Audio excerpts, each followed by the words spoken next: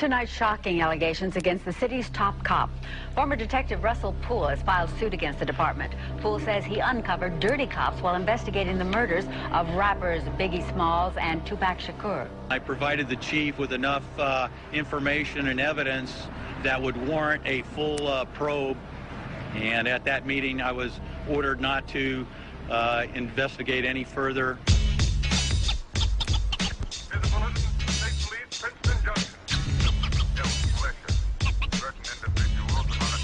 Los Angeles, California.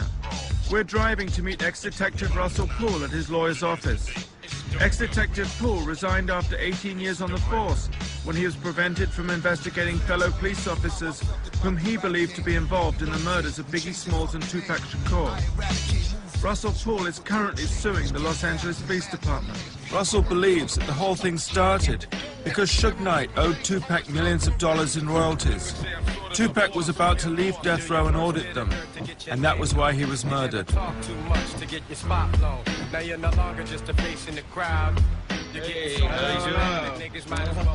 how are you?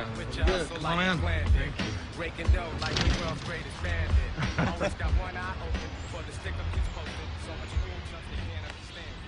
Oh, there's Elvis.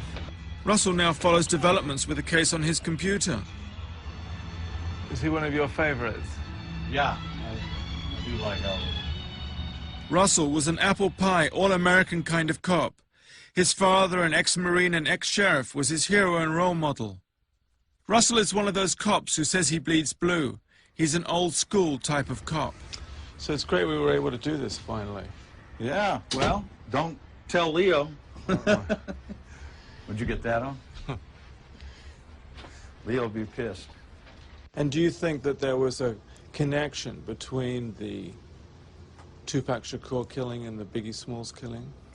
Well, that's basically what it appears to be, a retaliation.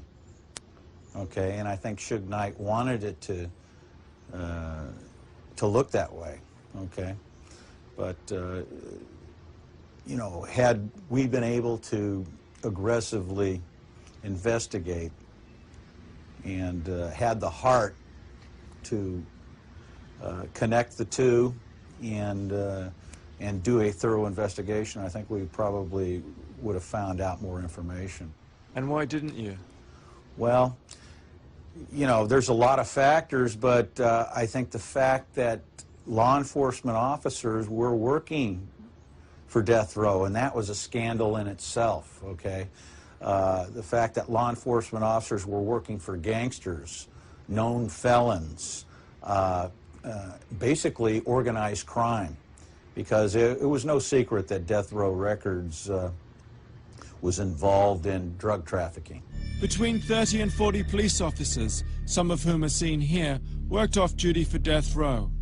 Suge Knight had a lot of power, even within the DA's office. Suge Knight, to me, was one of the most powerful gangsters around. He was well organized, he had a lot of power, and what gave him the power is he had dozens and dozens of police officers working in his organization, okay?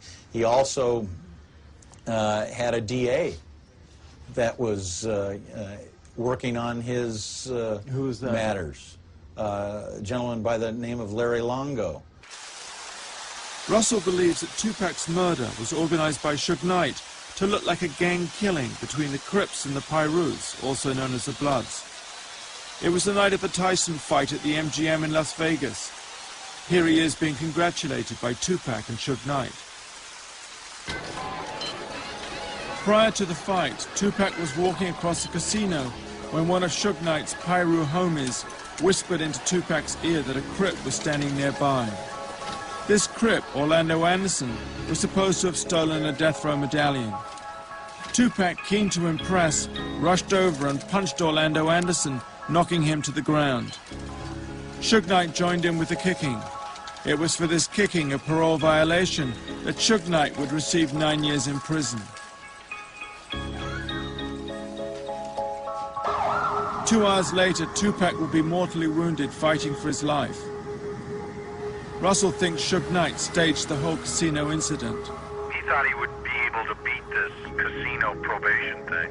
He really did. It just backfired on him. There's nothing he can do for his defense, because the whole reason for that setup in the casino was to provide a motive, you know, for Compton Crips to do the hit on Tupac, when in fact Suge Knight's people that he hired was going to do the hit. See, it's very smart. I mean, if you study any of these mafia flicks, I mean, it's just perfect.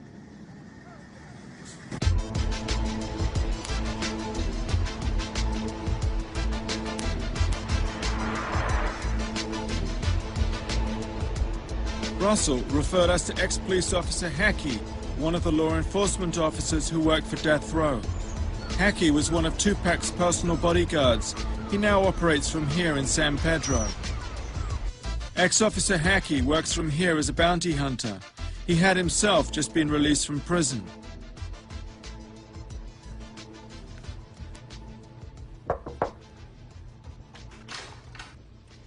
Hello. John, how you doing? Hackey was incarcerated for having a trunk full of AK-47s. So when did you actually get out? Actually, to be exact, I was released on the 14th of January. 14th of January? Yeah. This is Hackey as a police officer in Plumper, Dunkin' Donut days. He was a Compton police officer for about 14 years. I asked him if being a police officer and working for a criminal organization wasn't a bit of a contradiction. I think primarily Death Row Records, in a sense, hired individual officers, I mean, who were, in a sense, officers who would, you know, as I said, we see but we don't see. But isn't that a compromise? In a sense, I mean, most departments have off-duty work policy. So it's all right to see drugs when you're off-duty, and it's not all right when you're on-duty? I can honestly say... I would say that that was compromised. As man as my witness upstairs? Isn't that the word, compromise? Based upon the statement you said, yes, but I have never seen any drugs. But you were aware, you said? I had heard, but I have never seen anything with my own eyes. Well, we're going backwards because you were aware about 30 seconds ago. I was aware of certain things, but I've never seen any drugs. Right. Hackey witnessed heated money disputes between Tupac and Suge Knight. At the time of his death, Tupac was owed over $10 million by Death Row. Just before his murder, Tupac told Hackey and others he'd be leaving Death Row and taking unreleased songs worth more millions with him. Hackey regards these as the real motives for Tupac's murder. He complained, though, that my questions were too vague. So you think what? You think I should be more specific? Be more specific and direct with your questions. Okay, do you think Suge Knight orchestrated the hit? Saved by the pager.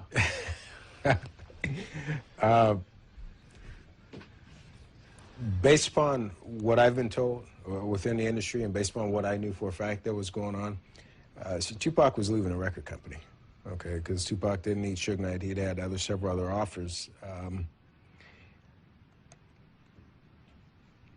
I would have to say, in a sense, that he had something to do with the orchestration of the shooting of Tupac. So tell me, do you think that the two murders, the two killings, were connected? Biggie Smalls and Tupac? My personal opinion, again.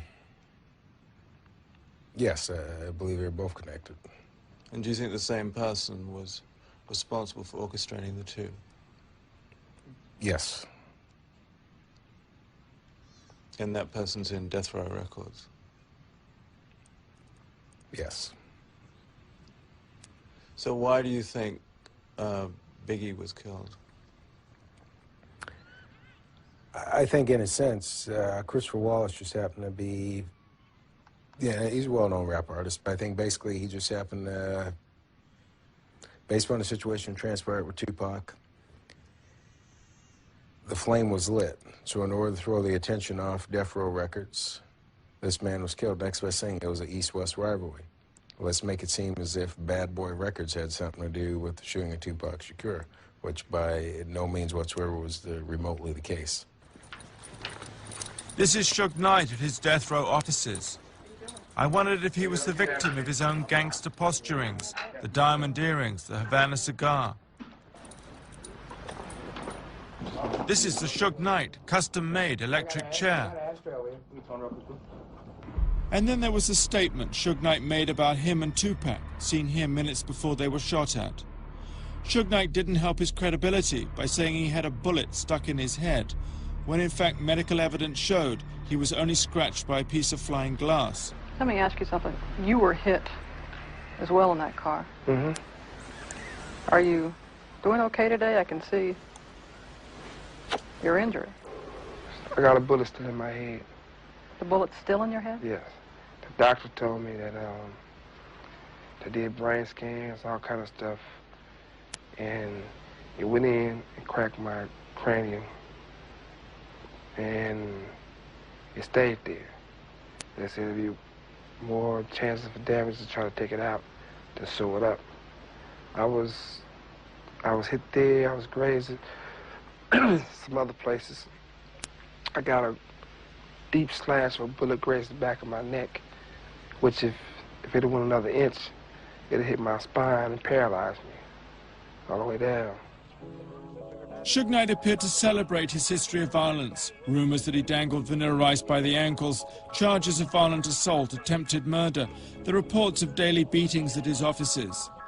After a semi-successful football career, Suge Knight had reinvented himself as a Mob Piru gang member, dressing in the blood colors, surrounding himself with a posse of ex-con Piru gang members.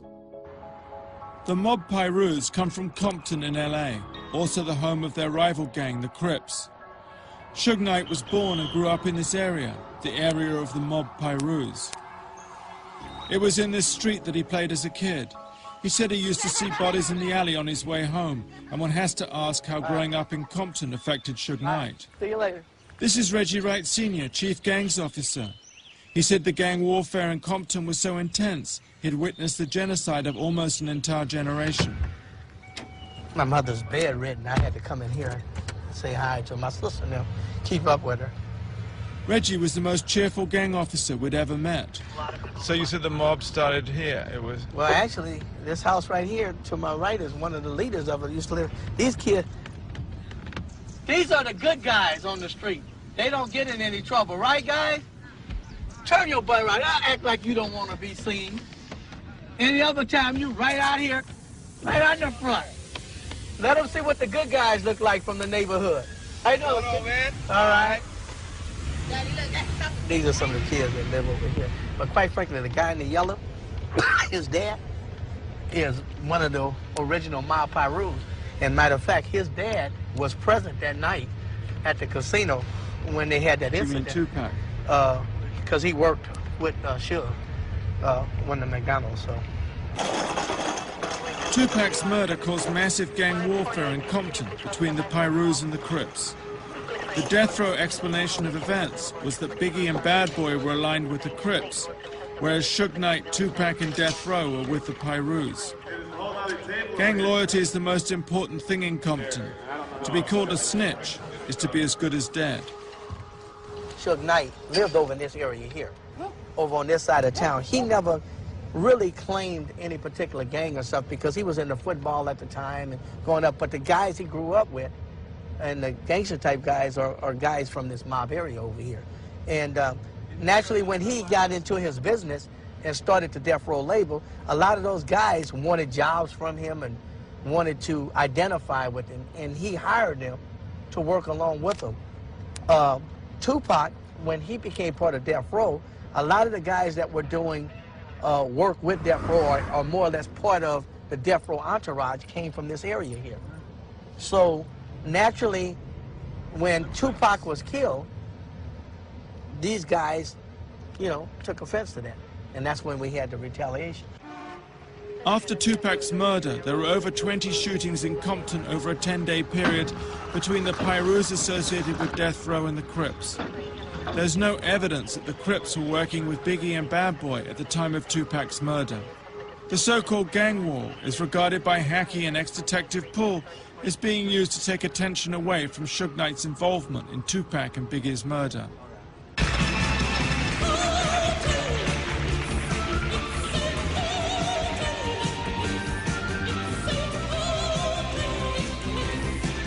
This is Tupac at the Milan fashion shows. We're going to see Frank Alexander back left, who was with Tupac when he was murdered.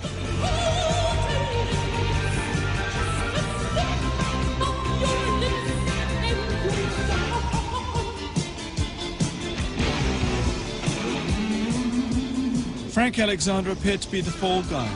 Despite the incident with the Crip at the MGM, Frank was the only bodyguard assigned to Tupac that night. He was unarmed and did not have a radio. When he refused to lie about the incident, Frank received death threats. Frank now lives on this horse ranch in Orange County. Hello. Good. Hi, how do you do? Good. Good to see you. Nick Broomfield. Oh, hi, Nick. Hi. So you, this is the UK crew, huh? Yeah. So you were Tupac's bodyguard? Yeah. Frank, a former Mr. Universe, terrified by the death threats, found spiritual peace when he became a born-again Christian. He also got several Rottweilers to back him up in case all else failed.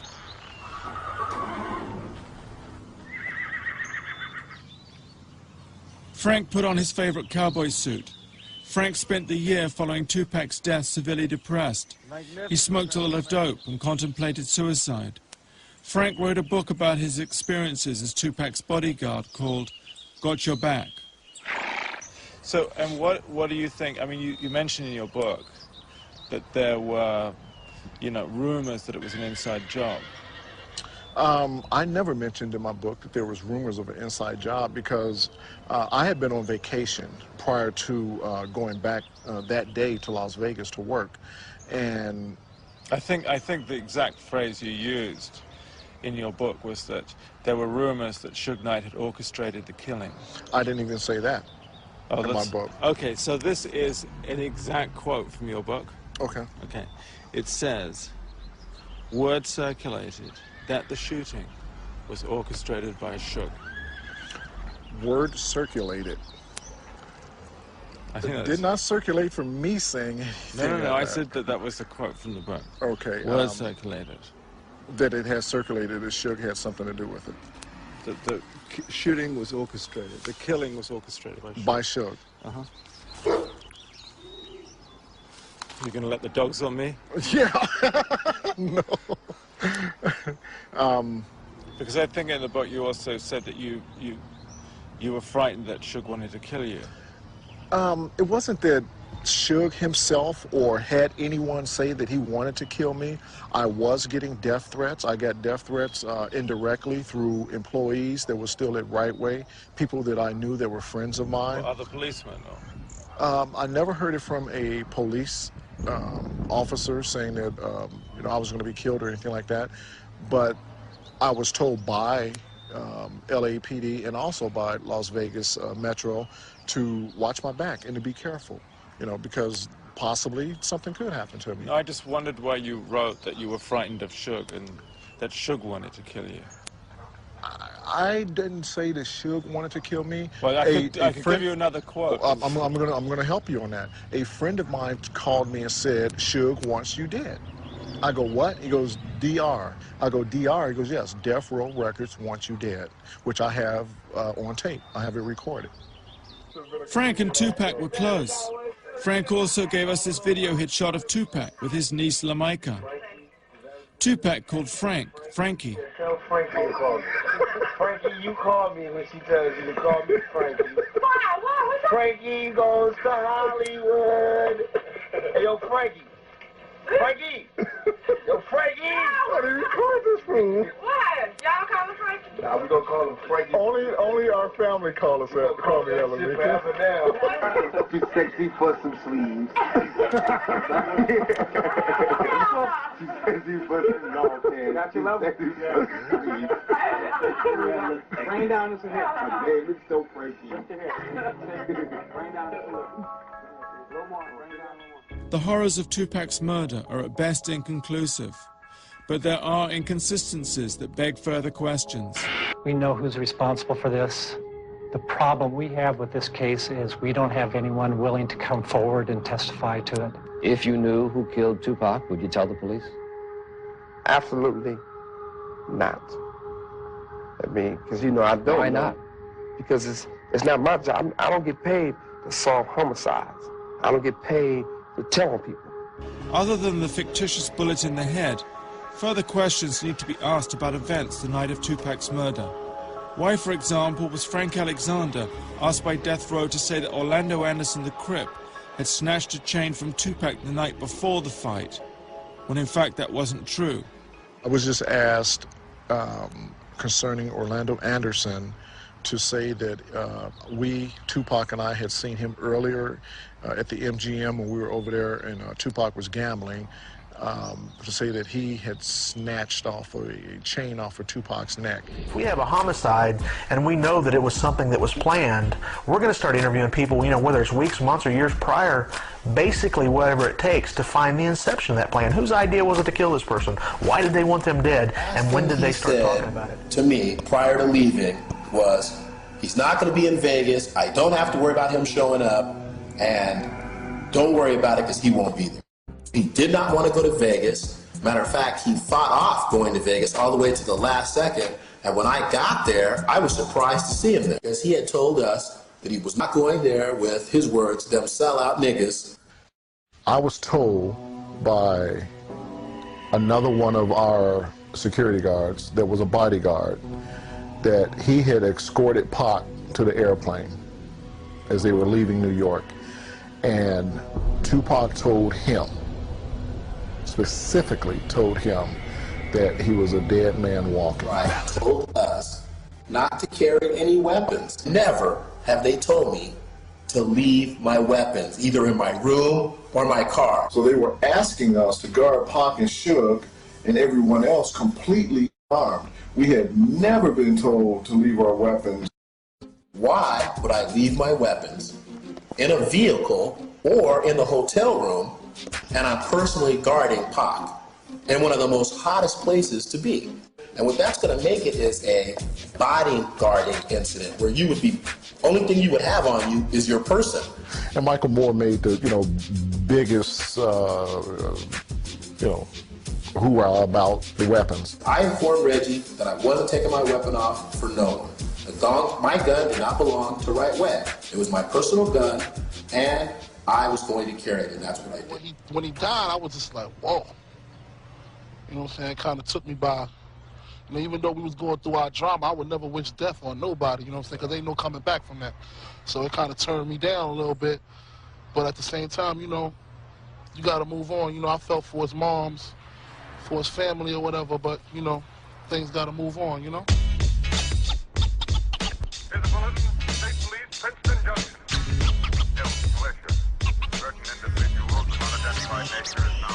Biggie was murdered a week after doing that interview. So what then happened? Once Tupac was murdered, why was Biggie next? Hackey said it was to take attention off death row. Was it aimed against Puffy to take away his most valuable asset? Or was it just that the killing machine was in place and the killing couldn't stop?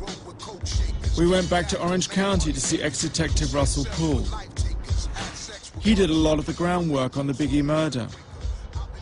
So, and tell me, was Kevin Hackey one of your main source of information? Yes, he is. He was a main source of information, and his information was worthy of follow-up. And when I tried to follow up on that information, I was stopped and ordered not to go any further. This toilet bowl sketch was placed on Russell's desk when he insisted on investigating fellow LAPD officers. The piece of excrement marks his place as D1 detective. Russell was then removed from the case. It affected him very deeply. I almost took my life, but it was my kids that actually saved me, okay? And it hurt. I was betrayed by my own department because of the core values that the Los Angeles Police Department preached from day one. Honesty, integrity, okay? Tell the truth. Swear to tell the truth, nothing but the truth, so help you God. Do a good job, do a thorough investigation, worked for the community. I believed in the oath of office. I believed in the protect and serving the people. I really did. But on the inside, behind closed doors, that it wasn't the case. When it came to cops being investigated, we weren't serving the public the way we should have served the public. Biggie was murdered on March the 9th, 97, 6 months after Tupac. He was leaving the Vibe party at the Peterson Motor Museum in Los Angeles. It was a well-orchestrated hit. You got to ask yourself one question. Why haven't these cases been solved?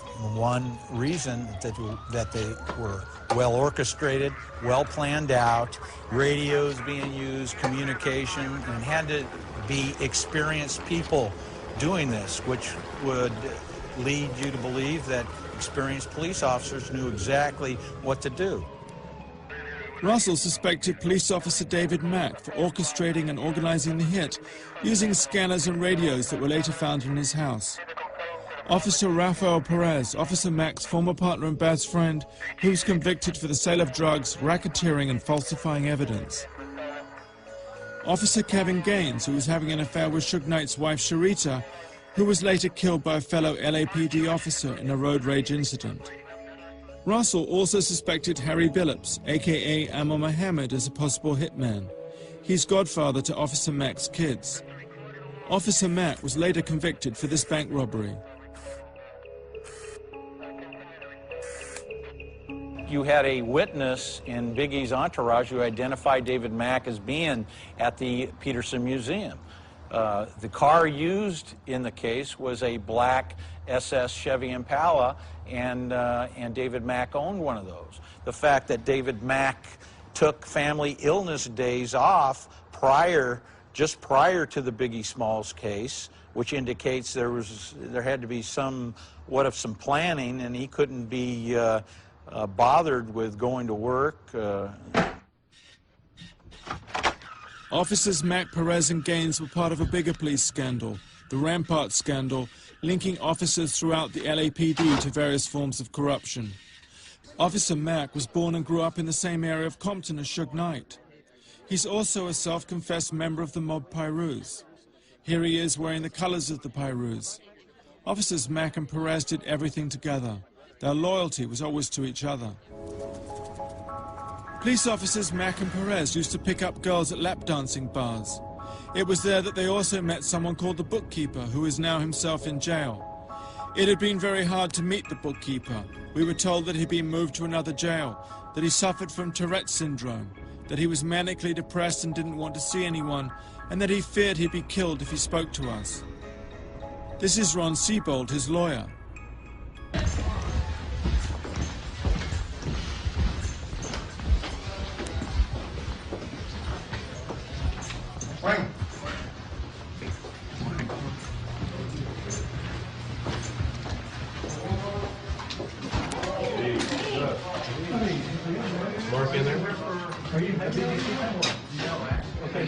This is Mark Hyland, the bookkeeper.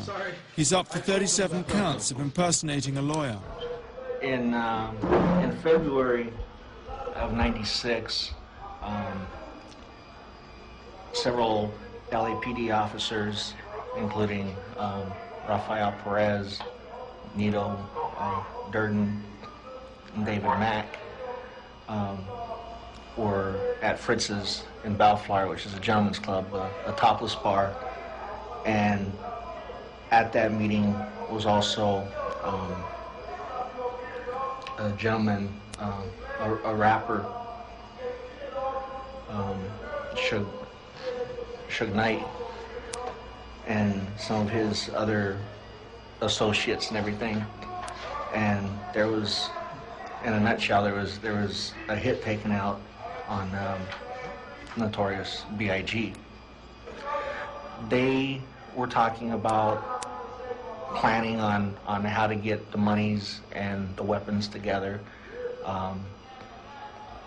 One of the individuals, I do not recall who, said, "Why don't we just get them from evidence like you normally do?" And they all kind of laughed and chuckle and everything at that point. My jaw about dropped, realizing that, yeah, there's a lot of booze going around here and a lot of drugs going around, but these guys seem very serious. I mean, they were serious.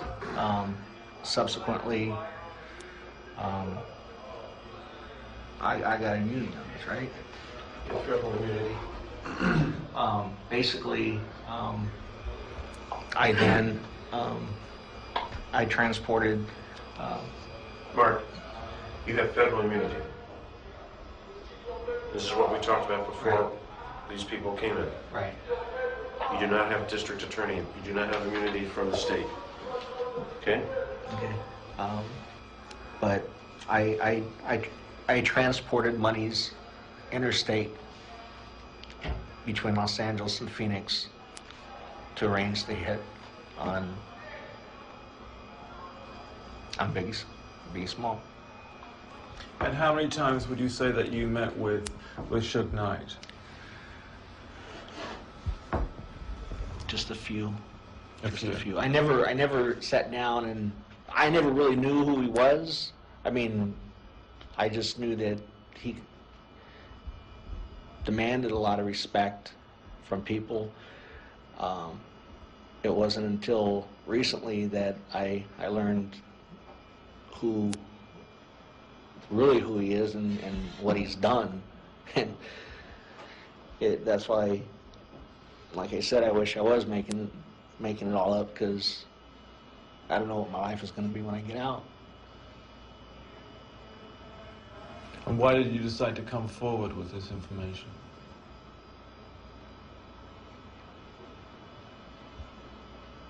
Guilt.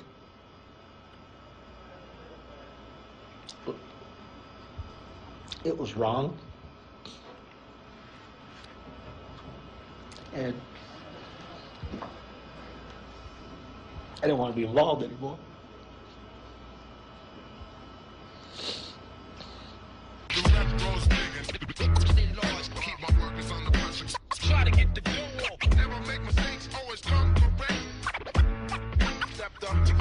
Hackey just informed us he was working as an undercover FBI agent a year before Tupac was killed.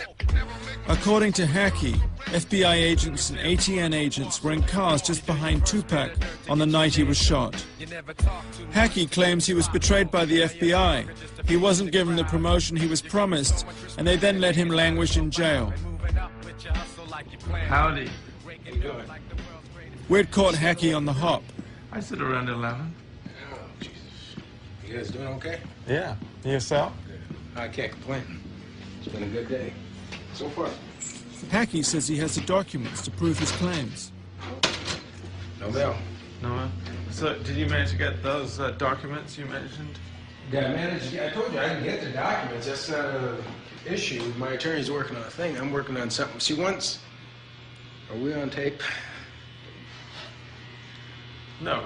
We can wait. What's so amazing about these documents? Put it to you this way.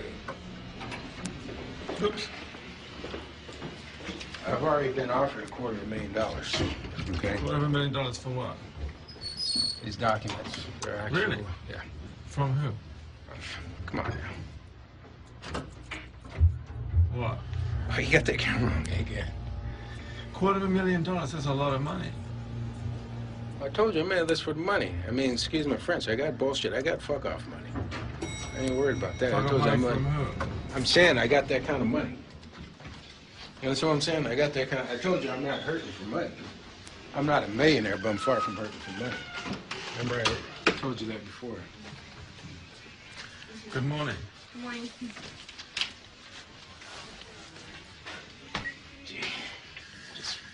There's certain documentations which indicate certain people who were involved all along, certain people... In the killing of Biggie. I would say that'd be a true statement, okay? And there's certain people within the DA's office who've known about these things all along. Now, whether or not someone's actually going to pinpoint that an actual ex-officer killed Biggie, I don't know if they'll ever be able to prove that. But as far as the person who actually did the shooting, As far as I'm concerned, I believe probably within 24 hours or even 2 weeks max, I could have the person in custody, guaranteed who the person is. Okay, and LAPD has known this all along. And is this the guy that Russell Poole thinks is responsible, Harry Billups? Jeez. I would say yes on that. Don't ask me why or how do I know this and that. I refuse to answer that, okay? But I would say it's a good guess. It's a good, I'd say 99%. This is the police composite of Biggie's hitman. And this is Russell's main suspect, Harry Billups, a.k.a. Amal Mohammed, who to this day has never been questioned by the LAPD. He's known to Suge, he's known to Reggie, he's known to a handful of LAPD officers, which have obviously come about in the Rampart scandal, and obviously the other individual, which is in federal prison now for the bank robbery. So, I mean, in a sense... Who's David Mack? Yeah. So, Perez's partner. Oh, you want me to clarify? Okay, yeah. You know, in a sense, there's just too many, I guess, in a sense, in a whole scenario, whether it be Tupac's killing or Christopher's killing, I mean, there's too many dots that are connecting. But isn't that a bit vague? I mean, connecting dots, you can't really make an arrest on that. Exactly, you can't It's just really an make allegation. It's just an allegation, And but again, LAPD maybe, is sitting on a major piece of the puzzle. And why haven't they done anything about it? You know what, I don't know. Why was Russell Poole taken off the case when he originally brought, hey, Chief, you know, there's corruption, stuff's been going on in the department. Let's move Russell somewhere else. You know what I'm saying? Why are a lot of things done?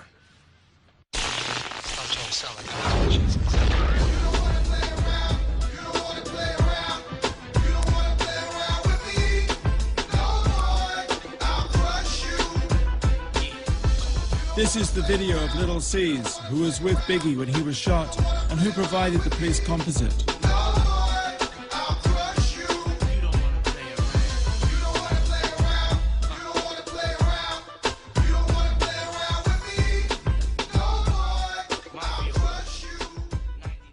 After many failed attempts to get Little C's, Valletta, Biggie's mum, took over. This is Miss Wallace. This is Miss Wallace. I'm fine, thank you. Did C's leave us yet? Yeah. Don't you dare park on the other side. Park over here. And finally, here was Little C's, the main witness to the murder. How are you? How you doing? You all right? I'm all right. Hey, how you doing? All right? Hey, how you doing? All right? Biggie's ashes are kept here in this urn, in his old house where Valletta now lives. See what he does the first thing he came with? What's that? Huh? I had to go just, you know, speak to my boy real fast. How you doing, yo? I'm doing okay. You all right? That's the urn. So every time he comes in, you got to go over there and touch it. Yeah. So that's Christopher's little heart of everybody that, you know, he was associated and affiliated with. He meant a lot to my son, and those were my son's words. I asked Little C's where he was sitting in the car with Biggie. Yeah, I was right behind him. He was in the passenger seat, and I was right behind him in the back seat. I was right there. Yeah. And what did you see? I just seen the car just roll up and just start shooting in there. One dude in the car by himself. You know what I'm saying? I was sitting outside the window. You know, I was looking out the window, and the car just rolled up, stopped right there on the angle of us, and started shooting in the car. He only shot through Big Door. No, this was something that whoever did it, they had to see all that, and they had to plan it, you know, because it happened too good, and it was police out there. They shut the party down from a fire drill, so it was police there. These are FBI photos. The amazing thing is that Biggie and Puffy were under surveillance at the time of the murder.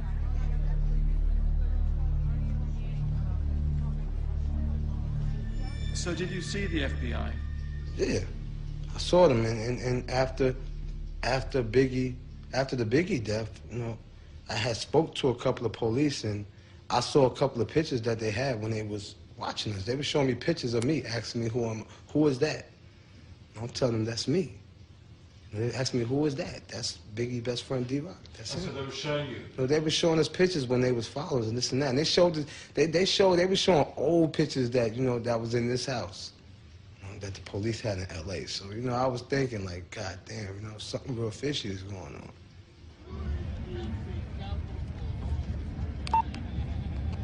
I called the FBI agent who took the photos.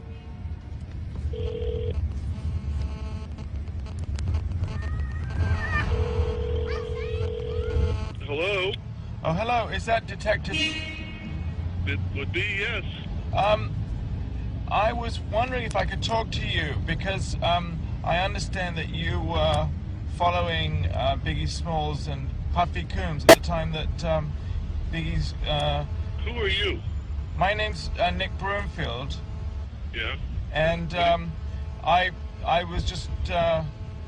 I saw some photographs that I believe you might have taken, and I was wondering if I could talk... What do you do for a living? I'm a documentary filmmaker. Okay. Let me call you back. I'm in court right now. Call you a little later. I discovered he was attending Puffy's trial for the nightclub shooting. No, I was just wondering what, you know, what it was that you were investigating at the time. Right. Well, you know, I wouldn't discuss it with you. Oh, you wouldn't discuss it? No.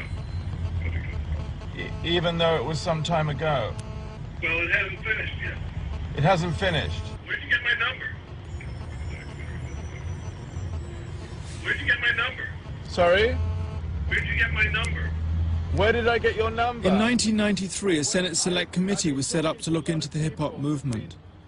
Fear of its inflammatory qualities led to FBI surveillance. And your number was one of the numbers I was given. As somebody, you know, who was actually following Biggie at the time that he was shot, and who might be able to give me some information. Okay, but who gave you my number? You know, sorry? Who gave you my number? I really don't know offhand who that was. Okay, well, when you figure it out, beat me. I'll call you back and we'll talk. Okay.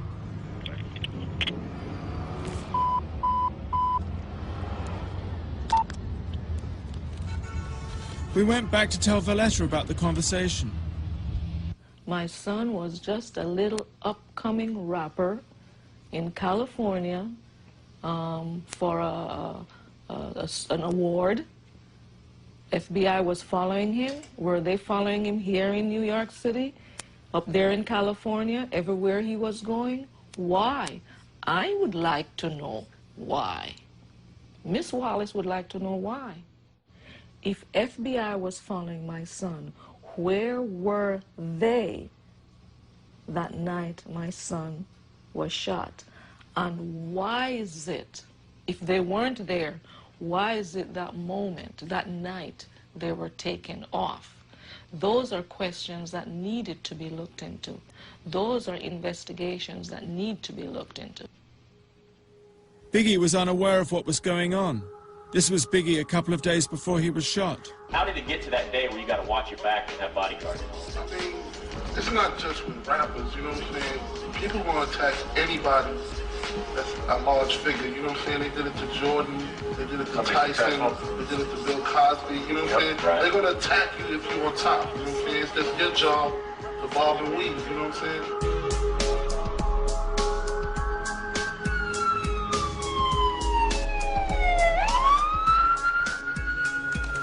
We applied to Suge Knight's prison to get permission to film. In the meantime, Valletta put us in touch with Biggie's bodyguard. Valletta said he had a strange encounter when he was standing with Puffy just before Biggie got shot. Gene, the bodyguard, lives here in Upper Manhattan. I heard he was at least 6'7".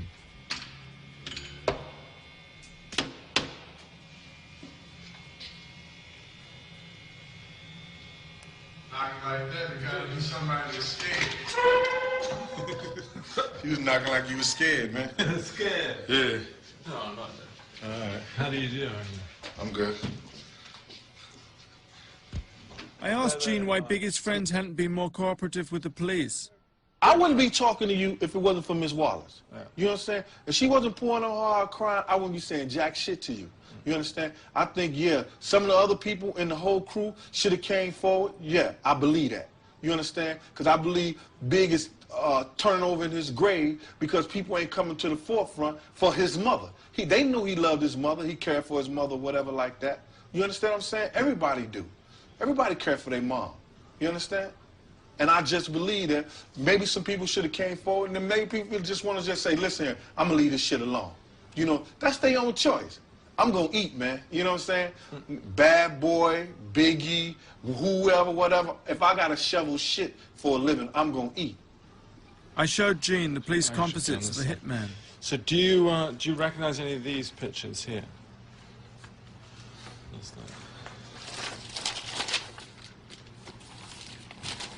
This is the individual that... That one? This one right here. That one? Yeah. That's the one Lucy's did for the police. That's him right there. That's him? Yeah. That's him? That's the guy that came up to me. That guy?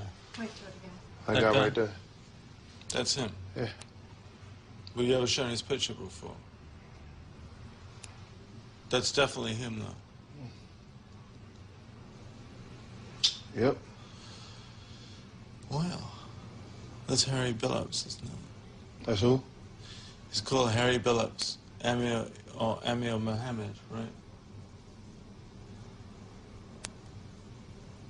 That's his name. That was the guy.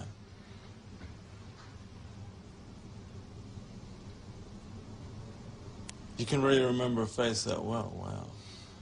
You'd be surprised why.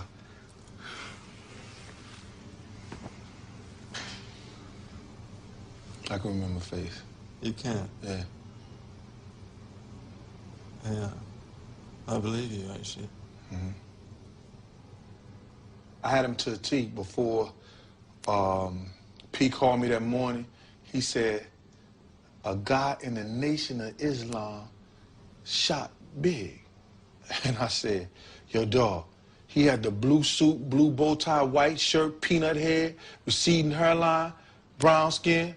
He was like, yeah, dog, how you know? I said, a nigga came up to me first. I said, he came to us first. He walked up the Puff van. And I got him off. And he was like, get the fuck out of here. I was like, yeah, straight up, for real. He came up there first. It's amazing the police never showed you that still picture before. Can't recall him? Nope. They never showed it to you before. They showed me a lot of other shit. You know what I'm saying? But they absolutely never showed you that picture. I can't recall them showing me that picture. Hi, Russell. We went to play Gene's interview to Russell. Hi. We got this big tape recorder. Who have we got on today? Stevie Nicks. Oh, I'm pleased we got you in your shorts finally. Good. This guy had a stronger cheekbone structure, whereas he looked a little sterner look.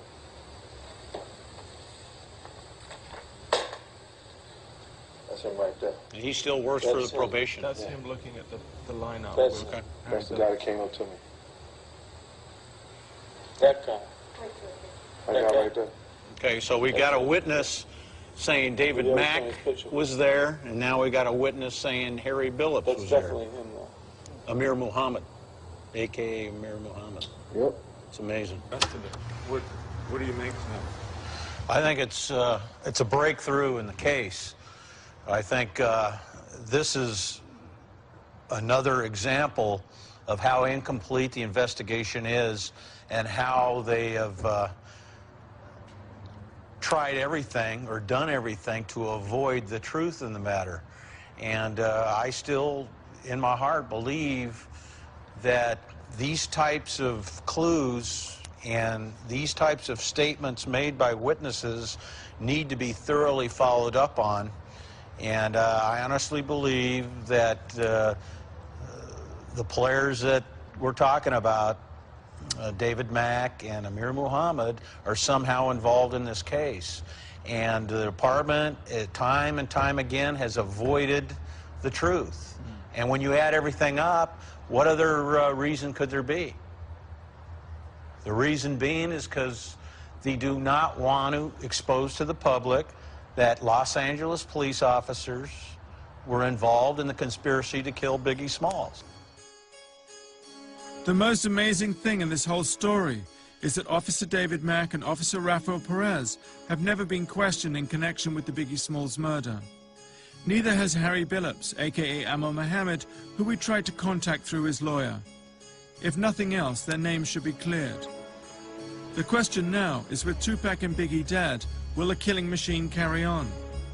There was a news report that Suge Knight had threatened Snoop Dogg, seen here together in happier days. Snoop apparently is now frightened for his life. We wondered if this document had anything to do with it. After a concert at Universal Studios, Snoop Dogg was attacked, kicked and punched by people working for Death Row. When asked by one of the deputies if he knew who had killed Tupac Shakur, Snoop said it was the man sitting next to Tupac. When asked if he meant Suge Knight, Snoop replied affirmatively. Suge Knight's prison has come back, giving us permission to film.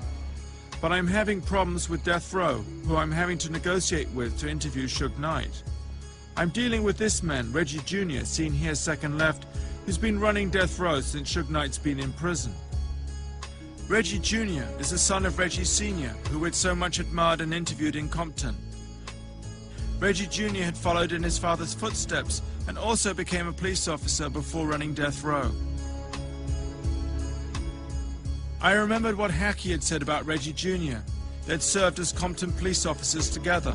If Reggie and I ever met one-on-one, I think it would probably be who's going to draw first. The other unfortunate thing was that Reggie didn't seem to be a great fan of my films. Because I don't want none of this Heidi Feist bullshit tape that you did, where you go and the whole thing was to show how you were so slick to get to Heidi, and everybody around Heidi was bumbling fools. And if you don't say that's how your documentary went on Heidi Feist, then you're not an honest man. And well, I hope that this will be. I don't want that to be. I hope this will be a much better film than the Heidi Feist film. I hope so as well. Oh, you thought it was really bad? I did say that. My whole point is, don't use us to get that type of work done. No, I mean, you just be straight with us, and we'll tell you what we can and can't do. A lot of things we don't mind speaking. We don't like speaking on the Tupac thing because that's an unfortunate thing that happened. We know Unfortunately, Reggie was insisting that a Death Row representative attend the interview. I mean, I would gladly take him in there, and it's just, that's not my decision. Okay, well, see what you can do to help him get approved. And if he can't, then you can go. But I can assure you, Mr. Knight, or any guys that's I can probably even say any guys that's black in the prison won't be speaking to you. Why, really? I guarantee you that.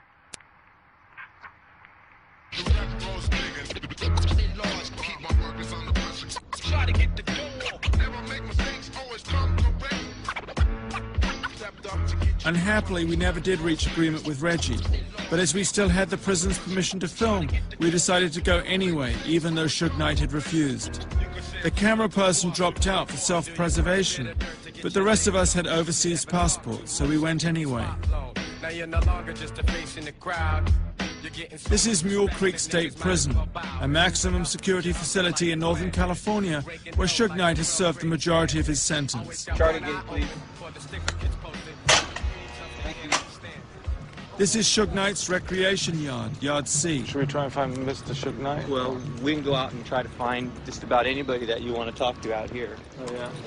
The immediate problem we had was in actually finding Suge Knight, as we hadn't arranged an interview. It's a nice day. I did.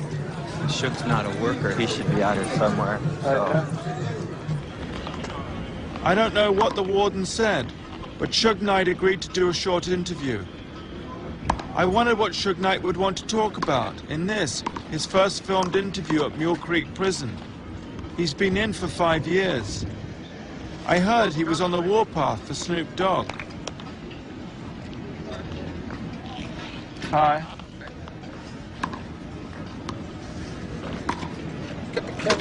Oh, okay. My cameraman seemed a bit jittery. It was like he wasn't there, dreaming of some tropical island in a better world somewhere else. I noticed he seemed to be looking around for a possible route of escape. Let me talk to you one more time. Okay. We're doing a benefit for some kids out there, too. Uh-huh. You know what I mean? I don't know if you talked to anybody from my office. You ever talk to anybody from my office? Yeah, spoke to Reggie. Right. You Yeah. talk to Reggie. I mean, I don't have to do this. No, I know you don't. But I do this because, you know, we're doing a piece positive for the kids. Okay. So I want there's no slander and funny stuff. It's what you want to ask me before we get on that? Well, I said, I gathered that you didn't really want to talk very much about Tupac.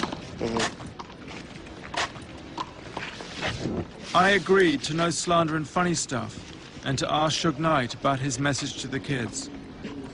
And so, what is the special message you would like to send to the kids?